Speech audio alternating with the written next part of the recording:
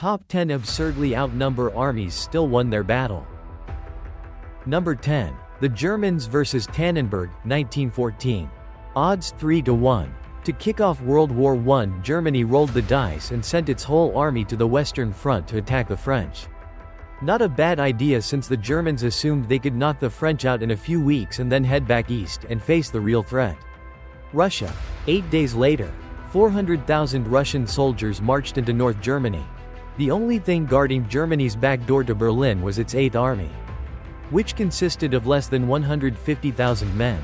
Thankfully for Germany, the Russian force was split into two armies separated by hundreds of miles. More importantly, Russia sent all of its recon planes to the Western Front. The Russian army began groping about the North German forest with almost no idea of where the enemy lay. Instead of retreating further, the Germans left a dummy force in the north, and the bulk of their forces surprised the southern half of their enemy, which was spread out in a disorganized line 60 miles long. German machine guns appeared out of nowhere and did terrible things for Russian morale. Some 200,000 Russians fell into a panic. The Germans annihilated the southern half of the Russian force and evened the odds, setting the stage for the grueling stalemate to come. Number 9. Byzantines vs. Vandals at Tigranocerta, 533. Odds 3-1. The Vandals, a tribe of Germans who did some serious migrating, ruled a valuable chunk of North Africa from their base at Carthage. The Eastern Roman Empire, also known as the Byzantines, ruled a valuable chunk of Eurasia from their capital Constantinople, today Istanbul. In 533, the Byzantines wanted to own the port at Carthage. As an added incentive to attack, the Vandals were the wrong kind of Christian. The Byzantines sent just 15,000 soldiers with the general Belisarius to attack Carthage and reconquer North Africa. Belisarius had no problem taking Carthage since the Vandals weren't home. But boy, were those Germans pissed when they returned from their raiding. 45,000 Vandals assembled near Carthage. Due to the dwindling loyalty of his mostly mercenary army, Belisarius abandoned Carthage and attacked the Vandal camp. The Vandal lines dwarfed the Byzantines, and things were shaping up for a legendary cavalry battle. After the first Byzantine charge, the Vandals learned the hard way that a general who leads from the front is highly susceptible to stabbings. The general-less Vandals dispersed after suffering just 800 casualties, while their king ditched North Africa and handed over the kingdom to the Byzantines. Number 8. Swedes vs. Russians at Narva, 1700. Odds 4-1. Until 1703, the land St. Petersburg occupies actually belonged to the Swedish Empire. Peter the Great, the Russian Tsar, was desperate to gain access to the Baltic Sea. In 1700, Peter the Great and his army of 35,000 troops surrounded the Swedish coastal fortress of Narva. Peter had no trouble encircling the city with his massive army and was content to lob cannonballs at Narva's inhabitants. It was a brilliant plan, but Swedish Emperor Charles arrived with all of 8,000 troops. Despite being outnumbered 4-1 with the Russian army entrenched around the city, Charles chose to attack. A blizzard swept in and prevented both forces from maneuvering. In the afternoon, the wind shifted and drove the snow directly into the Russian lines, obscuring their vision. Charles ingeniously recognized the advantage of attacking an enemy who is essentially blind and quickly woke his men up. Charles's 8,000 troops marched on the Russians completely undetected. By the time the Russian soldiers realized what was happening, they were full of Swedish bayonets. The Swedes killed, wounded, or captured the entire Russian army at Narva. Number 7. The Great Siege of Malta, 1565. Odds 5-1. The Knights Hospitaller shared a lot in common with the Templars. In 1312, they moved from island to island in the Mediterranean and continued fighting whatever Muslims they could find well into the 17th century. The nearest Muslims to the Knights' base on Malta were the Ottoman Turks. The Ottomans controlled just about everything along the Mediterranean Sea except Italy, France, and Spain. The Ottomans sent an armada and nearly 50,000 men to take the fortress on Malta and killed a few thousand knights and civilians inside. Chief Knight Jean Billet didn't even blink when the Ottomans overran Malta's outer fortifications and killed 1,500 Maltese. For weeks, the Ottomans rained thousands of cannonballs on Valette and his defenders. When the main walls were finally breached, Ottoman soldiers poured into the fort, expecting little resistance. Instead, the Ottomans found Valette and a few hundred of the best knights in the history of sword swinging. After 4 months, the Ottomans still couldn't take Malta and lost 10,000 of their comrades. When a relief force of 8,000 Christian corsairs arrived off the coast of Malta, the Ottomans finally had an excuse to retreat and leave those crazed knights to their hospitaling. And those Maltese hospitals were full, because the defenders suffered close to 100% casualties. Number 6. Klushino, 1610. Odds 5-1. In the early 17th century, the Polish Commonwealth decided to do a little conquering and land grabbing of its own.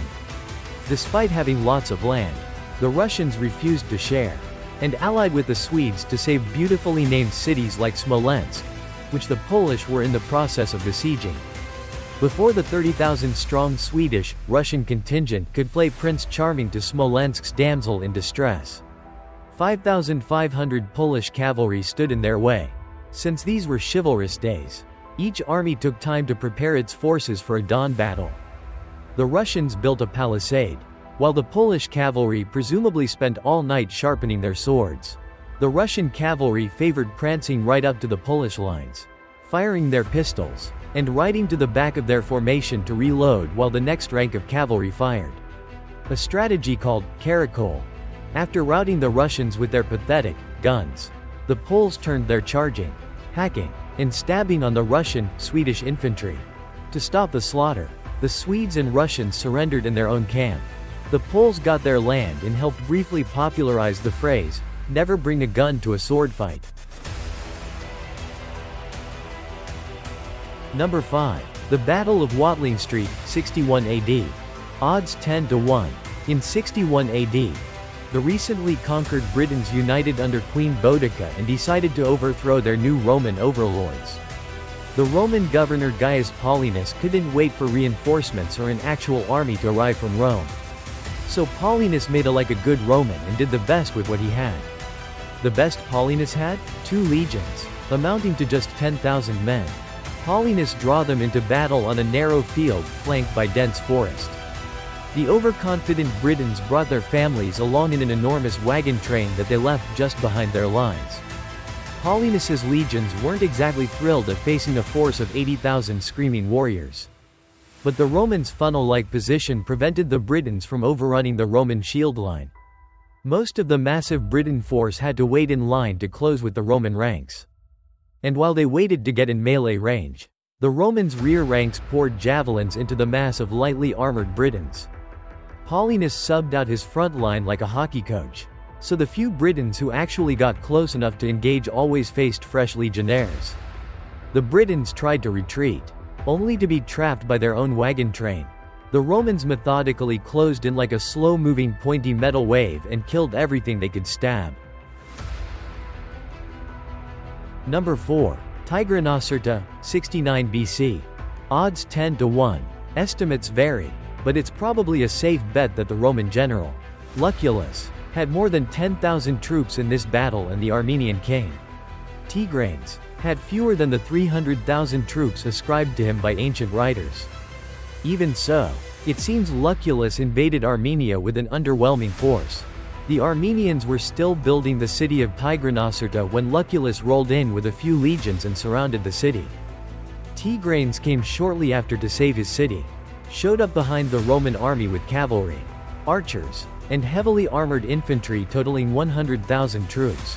Since most of his numerically superior forces were slightly trained peasants unused to military service, neither numbers nor heavily armored infantry holding a superior position faced Lucullus. Instead, the general waded across the river separating the two armies, forgot caution, and led his small force uphill and directly against Tigranes' strongest point. Tigranes' elite infantry broke under Lucullus' concentrated force while the rest of the Armenian force made for the nearest exit, which turned out to be slaughter via Roman sword. Number 3. The British steal India at Plassey, 1757.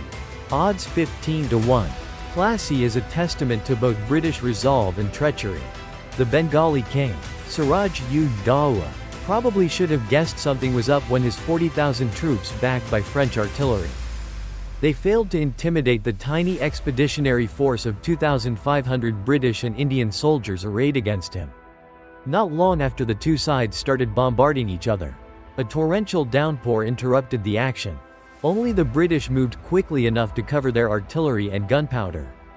Once the storm passed, Siraj's army charged, assuming the British weapons had been soaked as well. The storm of musket fire and cannonballs leveled the attackers, helping convince Siraj and his few loyal guards that this was not their day. When his generals advised retreat and withdrew along with thousands of troops, the king really got the picture. Turns out the British weren't sweating at all, because their head honcho, Lord Clive, bought the Bengali army's paymaster, Mir Jafar, in advance. The old king beat a hasty retreat and the British crowned the perfectly agreeable Mir Jafar. And thus, nothing but happiness, equality, and the British ruled India for centuries to come. Number 2. 100 Aussies hang tough at Long Tan, 1966. Odds 20-1. Imagine Black Hawk Down, but in a Vietnamese rubber forest. 108 Australian soldiers were surrounded by over 2,000 Viet Cong. After the Australian base at Nui Dat came under heavy Viet Cong mortar fire, several companies headed out to search for their attackers' location. The last to patrol, D Company, didn't find the mortar squad. The Viet Cong poured heavy machine gun fire into the rubber trees that D Company was moving through. Monsoon rains limited visibility, as D Company struggled to assume something resembling a defensive position. In the process, one Aussie platoon stumbled onto the flank of a Viet Cong assault force, which soon became a retreat force when the Australians opened fire. The next hours were spent in shallow foxholes, exchanging machine gun fire with a massive enemy often out of sight. An RAAF helicopter finally broke orders and flew through the rain and machine gun fire to deliver ammunition. The Viet Cong assaulted the defenders in waves, until reinforcements arrived, forcing the Viet Cong to abandon the siege. Number 1. The Battle of Muret, 1213. Odds 25-1. Remember that bit about the wrong kind of Christian? That's how we ended up with French knights crusading against their French and Spanish neighbors who worshipped God improperly. A combined force of Aragonese and heretical Christians, over 30,000 troops strong, thought they had those uppity crusaders trapped in the town of Muret. The 900 French knights and 700 infantry within Muret had a plan. Though, the French knights, led by Simon Montfort, waited for the attackers to breach the main city gate. As the Aragonese troops rushed into the town, Montfort's knights left via a side entrance, feigning a cowardly retreat. Using the terrain as cover, Montfort led his cavalry behind the distracted besiegers and charged into the siege army's flank, cutting down the King of Aragon immediately. With their king dead, the bulk of the Aragonese fell into disarray. Remember, just moments earlier, they thought the battle was won. Montfort's tiny band of knights ran down the Aragonese by the thousands, as the heretics went from besiegers to spear fodder in a matter of moments. Montfort and his 900 knights inflicted almost 20,000 casualties during the Aragonese attempts at retreat.